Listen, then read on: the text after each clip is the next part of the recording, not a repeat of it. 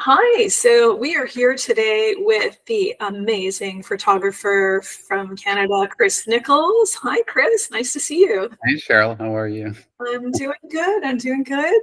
I've always been a big fan, and when I had this idea to speak to photographers about their work, you're on the top of my list. So here we are. Well, thank you. Yeah. Very nice of you.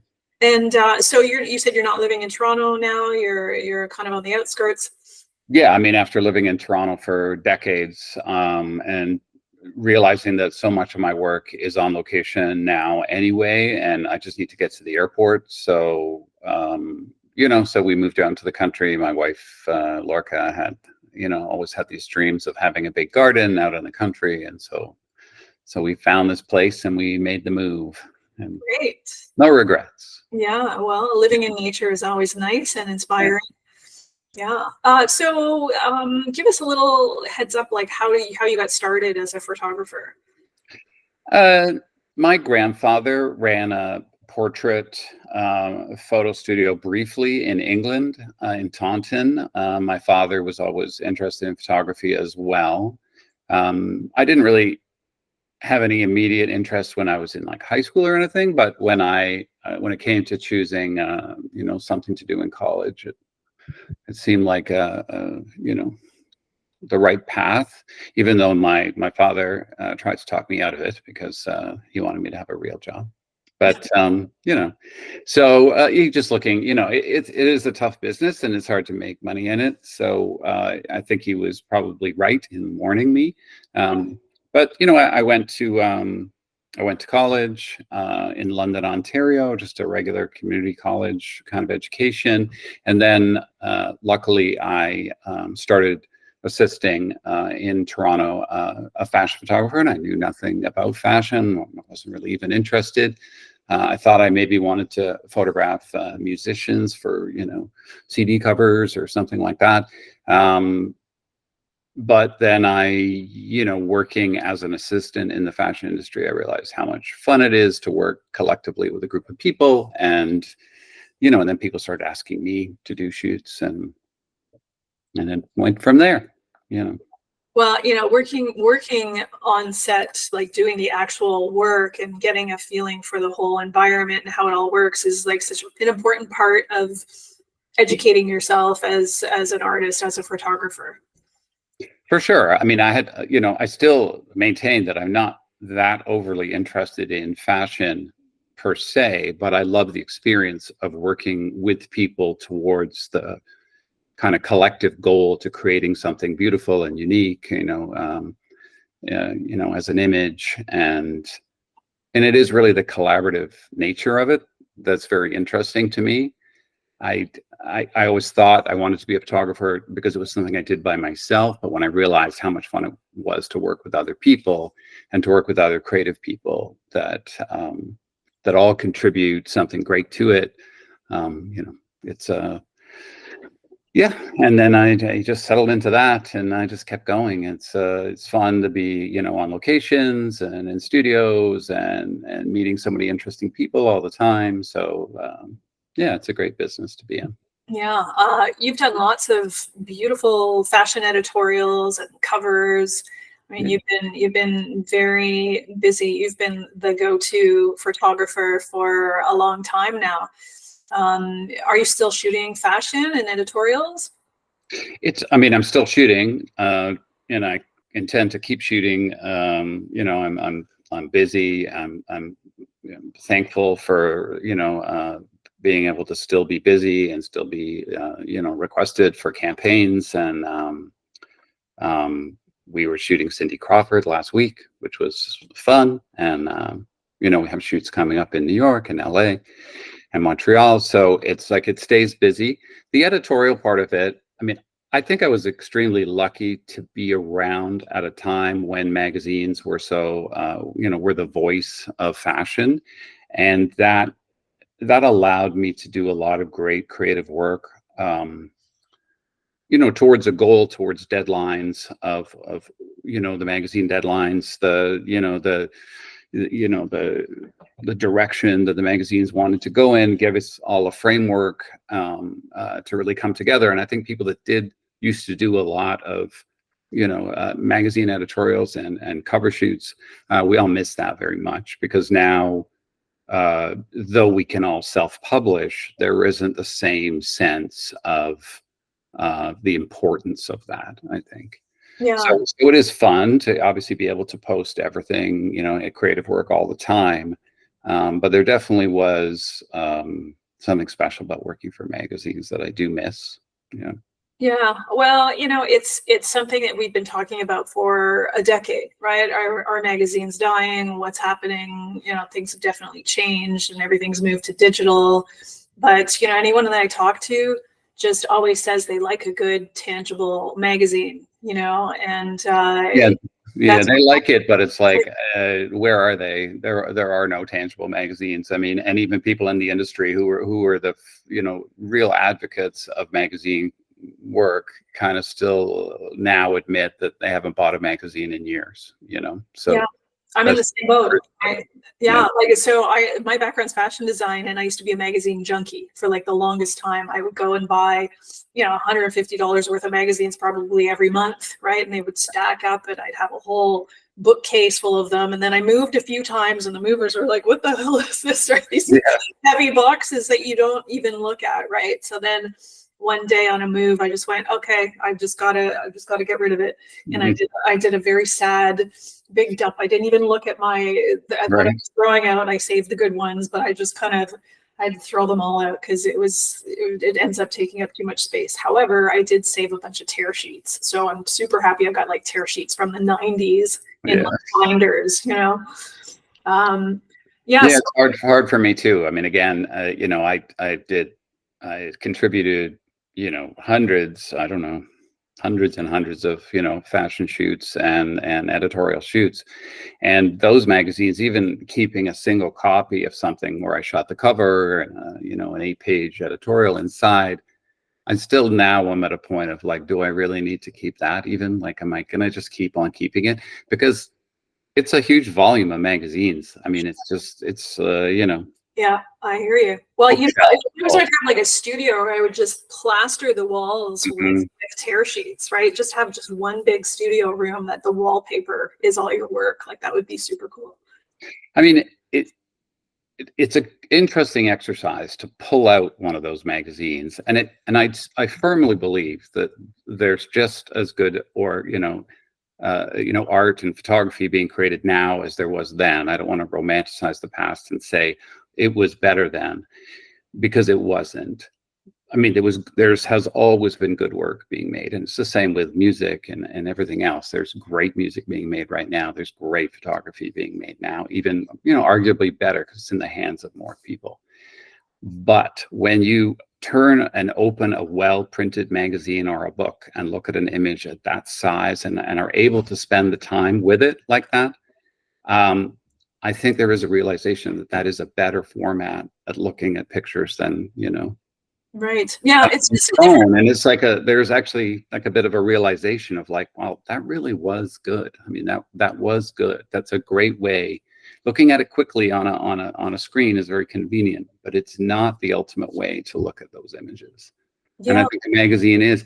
Now, are we ever going to see the return of magazines? You know, I don't think so, because we all just love the convenience of it. Yeah. But, do you think print is dead? Yes. I do. Unfortunately, I mean, everyone's able to do. I mean, you could print your own magazine now. I mean, you know, I could print my own magazine. I just don't know that I think that time has passed. Honestly, I do think that time has passed. Yeah. And I wish it hadn't, but at the same time, it's yeah, I'd be very surprised if there's any big, you know, like, I don't know, like people have, you know, the young generation has re-embraced vinyl, for instance, and Polaroids and film. So will they at some point go, remember magazines? Is the trend going to be the comeback to what it used to be? Yeah. But it's just the cost of it, really. Like cost of paper and cost of production is just part of the issue, and that advertisers want to invest in digital and not in print anymore. So those were the two catalysts. Save the planet and all too, right? Can we justify printing like tons of stuff? Like we've all kind of acknowledged that, you know, before the death of magazines, you know, it's all, well, save paper, you know, like, you know, and then so it's like that coincided. But it is an interesting exercise to pick up an old magazine and take time with it and look through it, and you realize, yeah, that was better. Yeah. But I like your point about the appreciation for it. So, you know, you're just on your screen and looking at something digitally. Okay, that takes you 2 seconds. You look at it. But when you look at a magazine in a layout and the composition with the typography, and you just, you know, you turn the next page to reveal the next part of the story, and you create a story, you create multiple images to create this full, whatever, 10-page editorial cover. Like you have a purpose. And it has a physical presence in front of you, and you have an experience with it, which is very different than with your phone. But again, it's not like photography was better then or anything like that. It's just that, you know, the delivery of it is the delivery is different. Like you're not going to watch Oppenheimer or Dune like on your phone, hopefully, but lots of people do. But you can appreciate the difference about watching it in a theater. There's definitely a difference. At the same time, how many people are actually still watching it on their phones or on their iPads and going, well, yeah, but yeah, it would be better at the theater, but it's so convenient, like right here, you know? Yeah. Well, technology changes the way we format and create and look at art. Absolutely. So do you think you have like a specific... I let my cat out here. Oh, okay. I know, mine are sleeping right now, so they're not interfering with our interview. Sometimes they just walk right across the screen. Yeah. What would you say your style? Like, do you have like a you know, very something distinctive Chris Nicholls look to your work? I mean, people say that when they see work that I've done and go, I could tell you took that. I have to say, sometimes I look at other photographers' work and go, did I take that? And I'm like, oh no, but I guess that looks like something I would have done. Yeah. I mean, I think I'm known for my lighting. People say that I liked people well, or I liked interestingly. And for me, light has always been a very important part of it. My grandfather once said, because he was a painter, and he would say, don't think about the object, think about the light on the object. We don't see the apple on the table, we see the light hitting the apple on the table. We can't actually see the apple, and I think that stuck with me, the idea that the love of the lighting for me is sort of key. I would say some photographers are, maybe it's all about the capturing, an exact moment or something like that. For me, it's more about the lighting, and sort of doing creative things with that. Like, how far can you stretch the idea of the lighting? Why should the light be right there? Like, why should there be a reason for the light to be where it is? And let's experiment with other ways of using the lighting, and we'll find something interesting. But. Right. So how far, so in advance, would you kind of decide these things, or are you more of like an on-set kind of concept? I mean, we always discuss the lighting prior, and it's always helpful for me, like, to not have any anxiety about the job, to have some sort of framework of what I know I'm planning to do. But I have to also be willing to completely change that in the moment, so you have to have a plan going into it. And I think this is true with a lot of things in life, have a plan so that you have a plan A and a plan B, maybe even, it's like, I certainly don't wait to get there to see what I'm going to do. I have to have it's important for me just to be calm about the photo shoot. And I still do get anxious, and I still worry. Obviously, if you're not worried, then I think maybe I think worrying about it makes a better product in the end. Like, it spends some time thinking about it, but establish some idea as to how you think it's going to work, but then be completely willing to change that in the moment Mhm. and change it to something else that's working, and to be able to be flexible. Sure. Well, And there's a lot of variables that happen too, because if you're shooting beauty, or if you're shooting fashion, or if you're shooting location far away, or that your client wants something in particular. So yeah, you really have to be able to think from all different angles. yeah, you have to be comfortable with a degree of ambiguity in all creative processes. I think that you have to be okay that you don't know exactly where you're going, but that you're going to recognize it when you see it, or you're Mhm. going to recognize that you don't see it yet, you know, and that's okay. And I think the best creative experiences are when you're working towards something, but you're okay that you don't know exactly what that's going to be. And I feel like people like a lot of advertising art directors and that sort of thing, they tend to be like, okay, They're very, here's a picture, we're copying it, yeah. because I'm okay if we get right here because I know where we're going, and also the client has agreed that this is good. So whereas I think that's missing the point of good editorial fashion, or interesting creative processes, is that we don't know exactly where we're going, and that way we're going to discover something new. Mhm. You're never going to discover something new if you're just following the rules and copying something else. You Mhm. can agree that that is a good thing.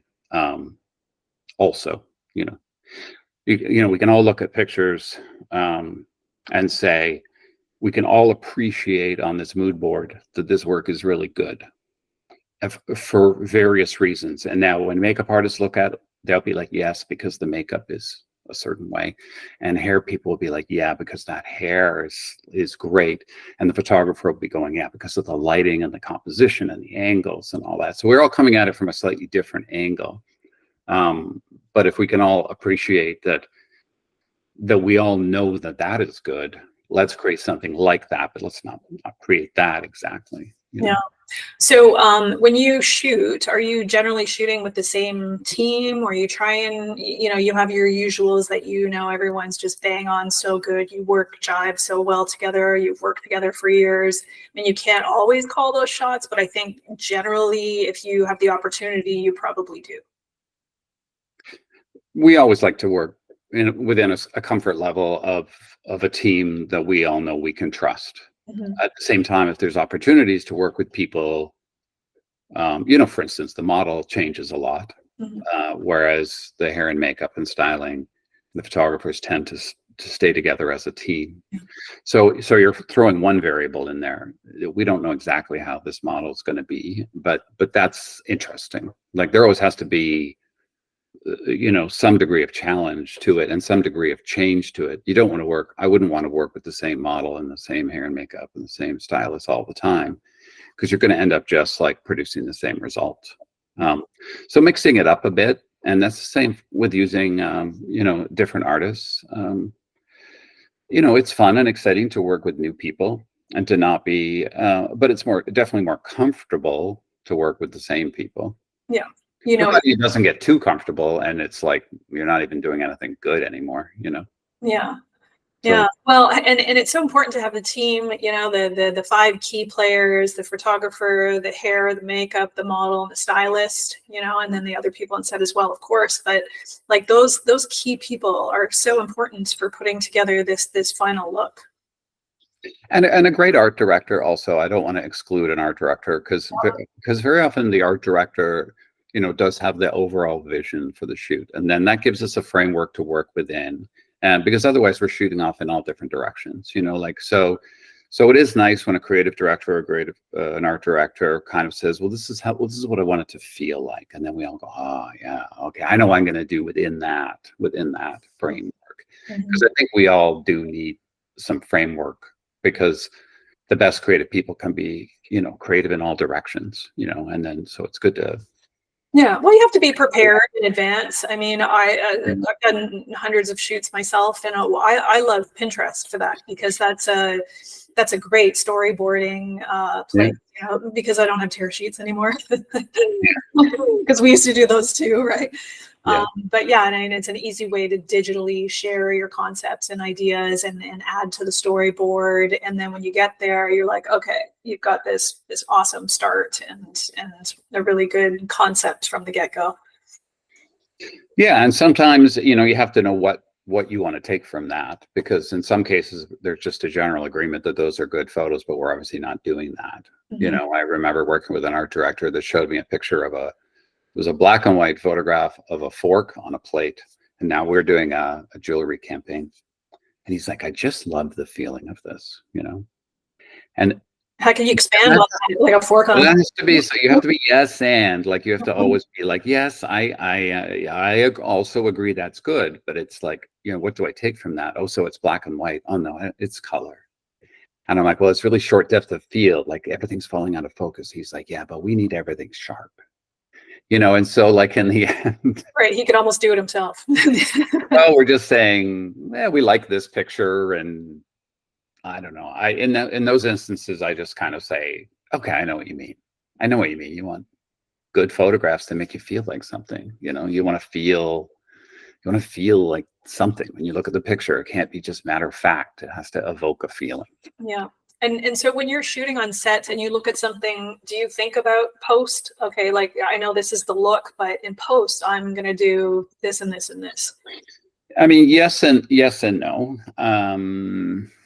I would say a lot of times I get positive feedback when art directors say, well, I'm working with another photographer, and they're saying, oh, wait till you see it. Wait till you see it. Like, you might not believe it right now, but it's going to be great later.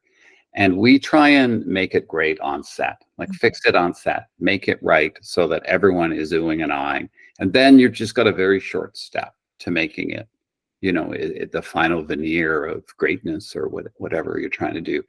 I don't overly rely on the idea of like, oh, you're going to like it later, because that's a really hard thing to pitch to clients on set.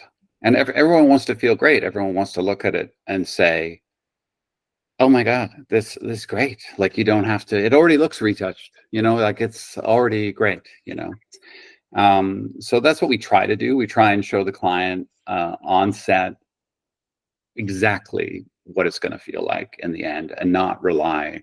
Now, having said that, do we do post-production? Of course we do, like everybody else does a certain amount, but with as little as possible. Yeah. Well, I think when you're an old school photographer and you might have come from, back in the how many rolls of 36 you want, darkroom film days, that's what makes us perfectionists, because we learned that way. We learned to create perfection on set first. Right. And the post didn't even exist back then. So right. Starting from that perspective is the way to get perfection on set. But then you work with a lot of younger people too that never did that or haven't experienced that might rely a little too much on post rather than trying to create perfection on set. And there's different ways that work for different people. Some people do heavy post work and it's brilliant and it's great, and that's what makes their work great. And we have also done that in the past. My wife, Lorca, was my post-production person for, 10 or 15 years. And she did amazing things in post-production that we did not visualize when we were shooting it. She's like, I like your pictures, but I want to show you something. And then she would twist the color in a certain way. And we go, oh my God, that's super cool now. Yeah, we didn't see that coming. It would have been good without it, but it's great with it, And I think a lot of the really interesting things that we did during that magazine time was a result of her bringing that, and not us dictating that to her either. Like, it wasn't like, in fact, the way Lorca and I always worked together was I would do the shoot. She wouldn't want to know anything about it. She would just say, give me the pictures. And then she would look at them and go, okay, this is what I'm going to do. And sometimes there was some friction there where I would say, that wasn't what we were planning. But I'll give it to her, like, invariably she was right, like having the perspective of stepping back, not being part of the whole creative process, but then stepping in and then seeing what it needed at that point, I think was was very valuable and great. Yeah. Yeah. Now she doesn't do it anymore. Well, So I think a photo, the way you're describing it, is kind of like a recipe. You know, it's got all these ingredients, which are the people, and each mhm, ingredient that comes in adds their own flavor to the final outcome. right. And a lot of my work that people give me credit for was the result of people on set saying stuff in the moment and saying, "Oh, wouldn't it be great though if it was like this?" You know? Yeah. And I would say, "Yeah, I didn't think of that." You know?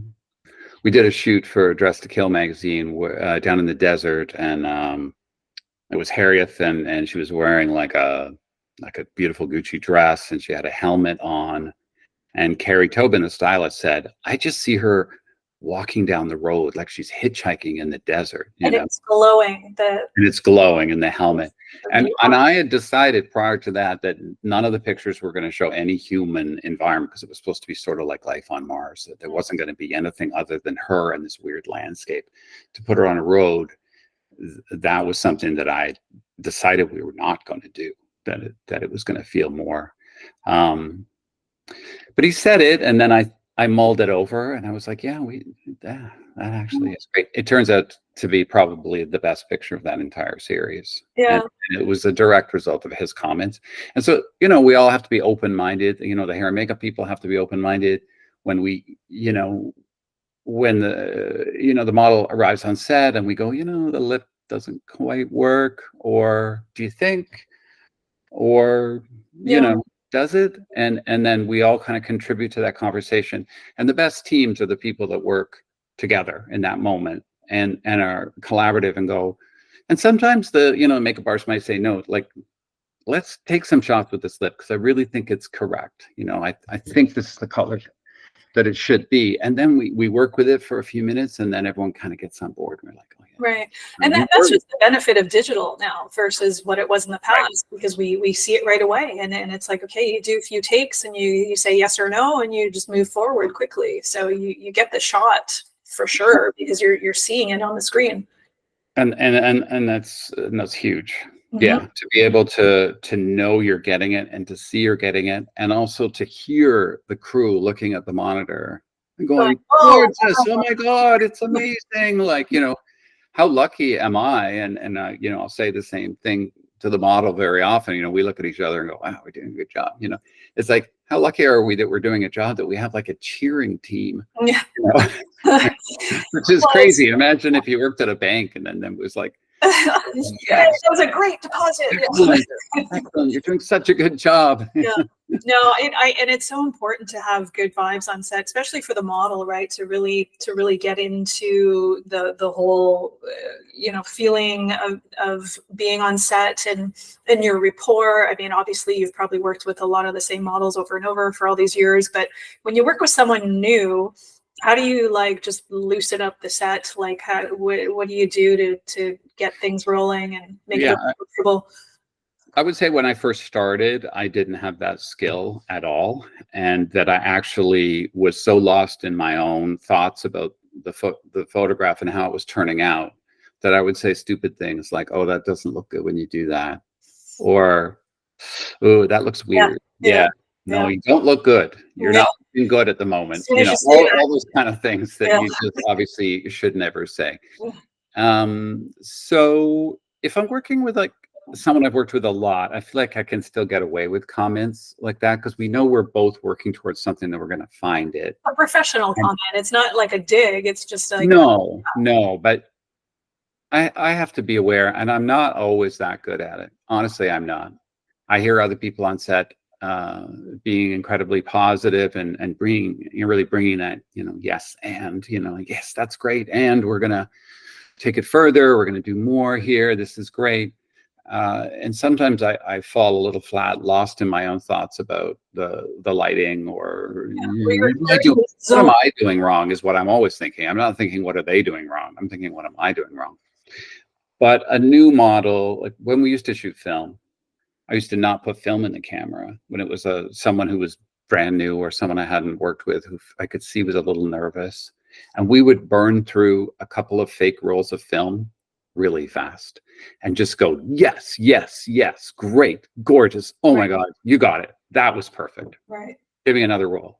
But there was no film in the camera. Right. It's the warm up. It's the So full so now warm-up we can do roll. that digitally the same way. But of course, we're just, Yeah, then and they're so thrilled. I do something similar. I just make it as encouraging as possible, Mhm. and as we all do, and that's we all want just the very best out of the picture. So Well, it's really like the benefit of working with professional models when they just bang pull it off so well, like, and they have personality.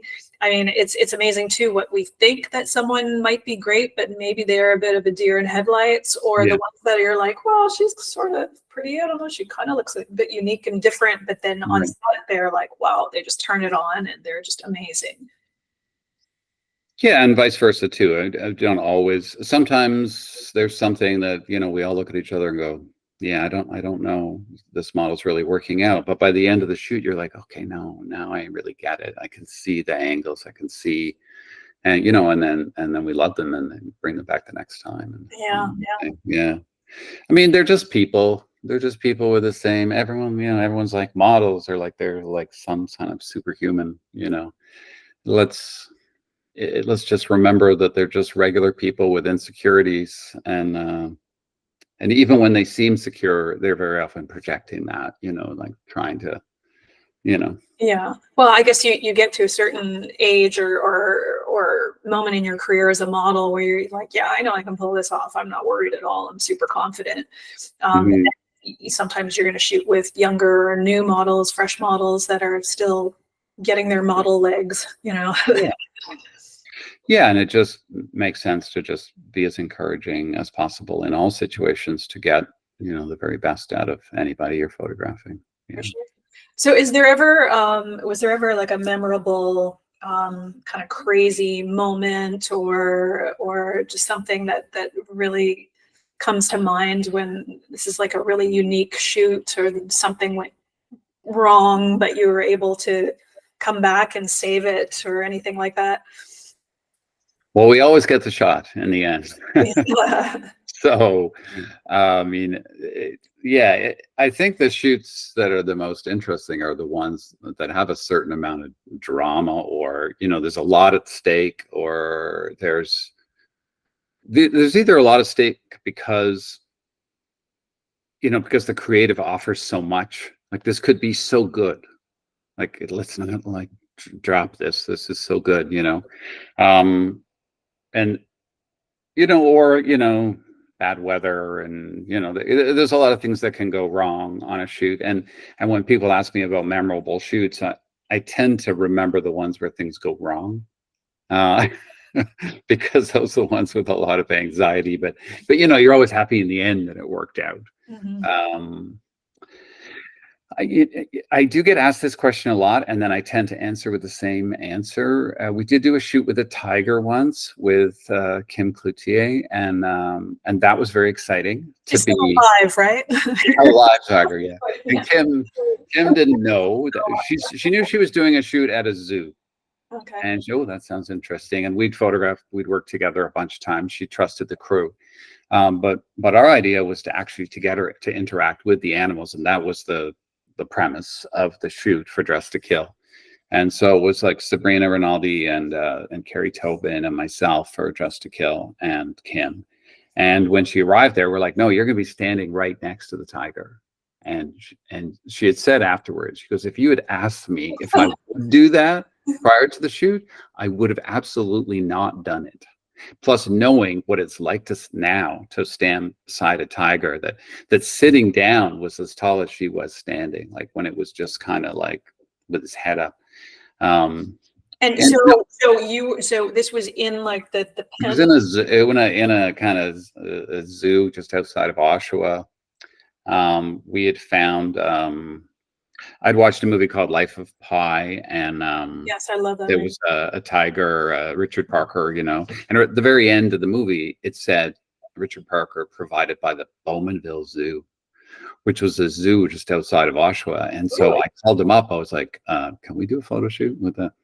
And that tiger had actually passed away. It had like a hernia or something. I can't remember, but it had some sort of something went wrong with it, and not on set or anything.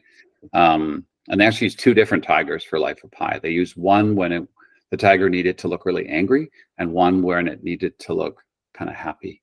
So it was actually the happy tiger. And That's good. anyway, yeah, I guess some of them just have mean faces, but yeah. So the guy, you know, there were very strict rules about not wearing any fragrance, and then he kind of would bring the tiger in on a chain, and you know, nobody run, nobody move quickly, you know, all these. So it was really exciting and Don't move quickly. I want to go like this the whole time. I don't think I can blink. It's interesting that though we took all these photos with Kim, with the tiger, and also with the zebra and the lemur and a boa constrictor and stuff, you know, it was sort of fun.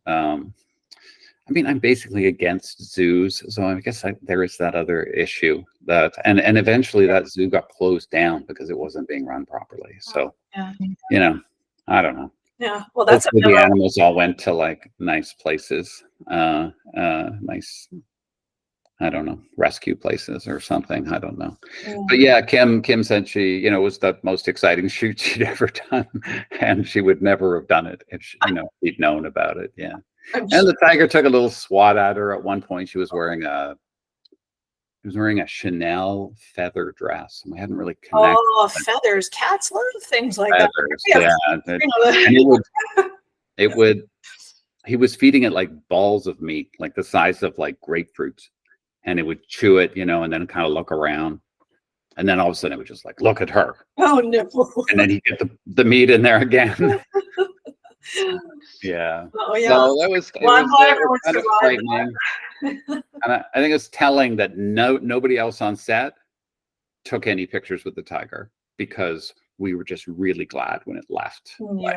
Like, it seemed dangerous to us. Yeah. Wow. But very memorable. Yeah, that one's memorable, and nothing went wrong, so that was all good, you know. Amazing. So what's happening? Are you shooting more fashion or beauty or more digital work, or I would say campaigns? What's kind of your most recent work?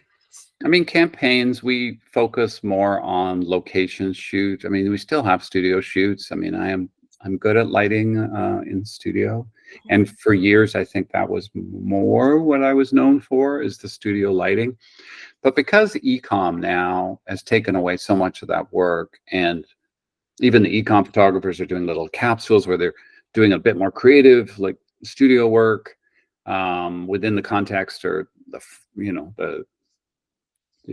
confines really of their e-com studios and their e-com budgets, that when it comes to do an actual campaign, the clients want to go on location. Yeah. And we've always shot a lot on location and kind of celebrated that as well. And I've just put more focus on that it seems that when there is money to shoot an interesting campaign with a better model, they're going to want to go on location and not shoot in the studio. Beauty clients kind of come and go. We were doing a lot of work for Shoppers Drug Mart and Kate Somerville skin products in LA. We were in LA a lot shooting that. So right now we have a couple. It's a bit more fashion, I would say, right now for us. That's what we're shooting mostly. Yeah. I mean, talking to photographer friends of mine, it's just interesting to hear, the transition, because like magazines were such a specific type of shoot to do, and now we're doing kind of these like quick one-offs for e-com and for websites and everything. So it's definitely changed how we shoot or what we're shooting.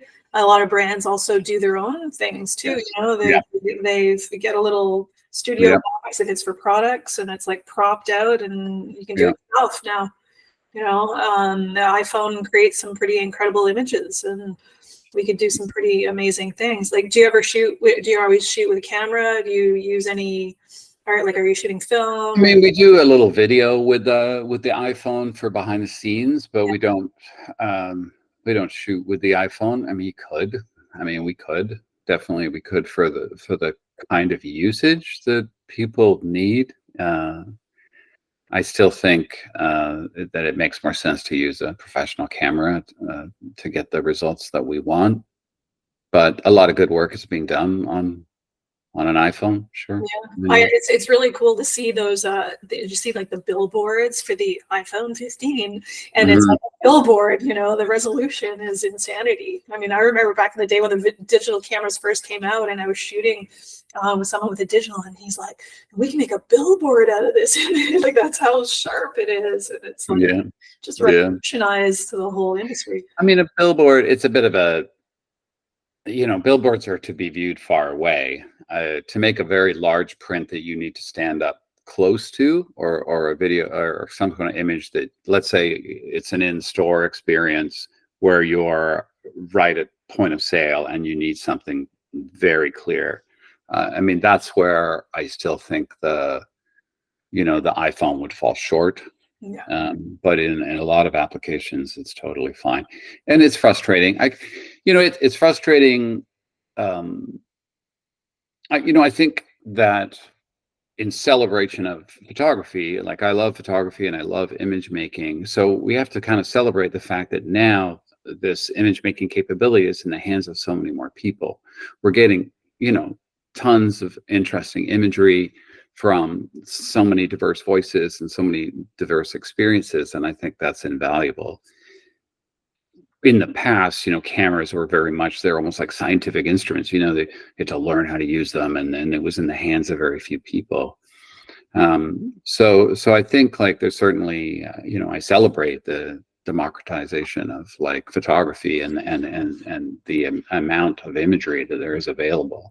At the same time, corporations, companies, fashion organizations, everybody, they're just so hungry for content that there's so much content necessary to be creative that there isn't a lot of time spent on any individual image.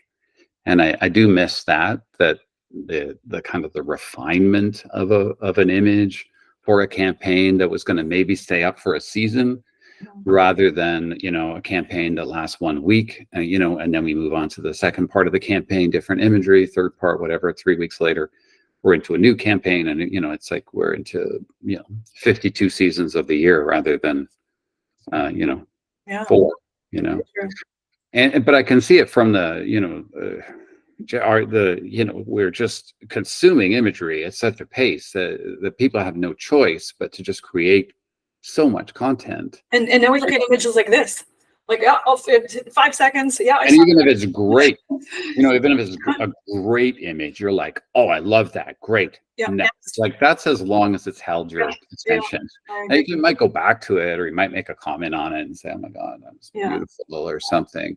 But at the same time, it's kind of balances out because there's so many more people taking interesting photographs, and there's still tons of interesting work out there.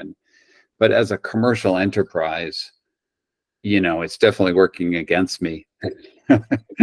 We have lower budgets to create far more imagery than we've ever been asked for in the past. At the same time, we have decades of experience. I have decades of experience to know how to create content that quickly. So I have a bit of a head start, I guess. I don't wince when people say like 20 or 30 shots in a day. I'm like, yeah, we're going to do that. That's going to be great. Yeah. They're going to be good. And that's part of your experience, and that's part of where you stand out from the the iPhone photographer warriors out there. Yeah, hopefully I can continue to eke out my part. I'm sure you will. Before AI just replaces all of us. Yeah, well, you can incorporate that into your work possibly as well. I mean, it just gives another element of post-production, I guess, to create something interesting as well, like entwined with your photography. It's just it's kind of like a post concept. Yeah, we'll see. So one last thing, what would you say to a photographer who wants to get into photography? I do give talks at colleges and universities every year. I get asked to have these same conversations, and I say that on the plus side, that it seems like now every business in the fashion industry, but also beyond, they have in-house photographers. It's not something they used to do. People don't, they have media people. They have people who create video, social media content, photography that are, so I think if you're well versed in photography, but also in those other categories in design, Da Vinci, editing of videos, and understand, how to post and how to do social media and all that. I think there are jobs waiting for those people out of college, and they never used to exist. So that's the good news. The good news is that there are these jobs now. The bad news is they don't pay very well, and none of it's very specialized in exactly perhaps the thing you're interested in. It could be a company that makes, I don't know, car parts or something like that. They still need the photography, they still need all that, but it's a good way to keep practicing and keep working on the craft, and still getting paid. But you have to also then, if you want to be shooting fashion and beauty, you need to be doing that on the side. You need to be able to spend your weekends doing that, spend your spare time doing that, using the studio of the company that you're working at to perhaps do that if they'll let you.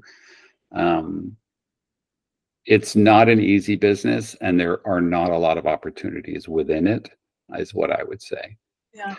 I know a lot of people contact me that have a lot of followers on Instagram, and they feel like, okay, well, I've got all these followers, I've got, people love my work, but where's the work? Like, when is someone going to offer me a job? And that comes down to personal connections, and and actually standing out a bit more than everyone else. It's not enough just to be,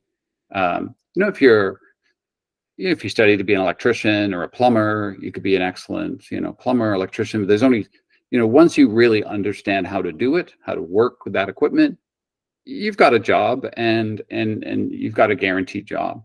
With photography and fashion photography, it's not like you can just learn the equipment, and you need to be that much better than everyone else. And there's so few jobs in that category. It's very competitive. So you have to be very critical of your own work. It's not enough that it's just a fashion photograph or a beauty shot, because there's lots of people doing those. It has to be better than everyone else. Like, for someone to notice you, to say, we're going to hire you.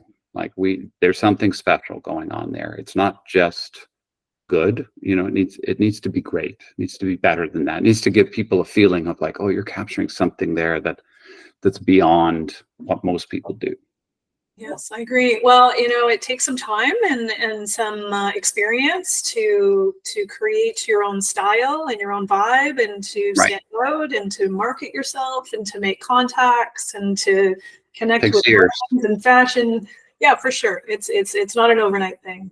It could take 10 years. I would say, like, from the day I graduated from college to the day that I actually suddenly felt like, okay, it's turning around now. I can maybe start paying off my debts, and I can feel that I now have a bit of momentum, that it's gonna be okay.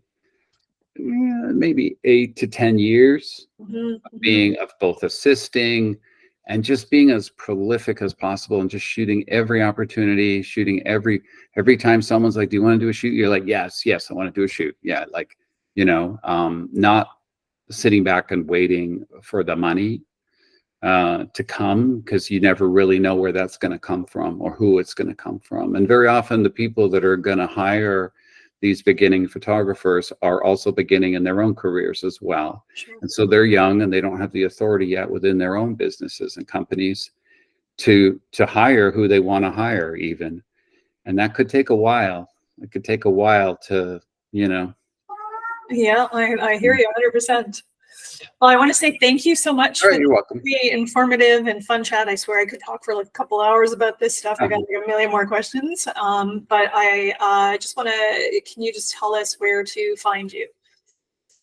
You can find me at chrisnichols.com. 2 L's. 2 L's. Or on Instagram. Yeah, Chris Nicholls Photography. Fantastic. Follow along.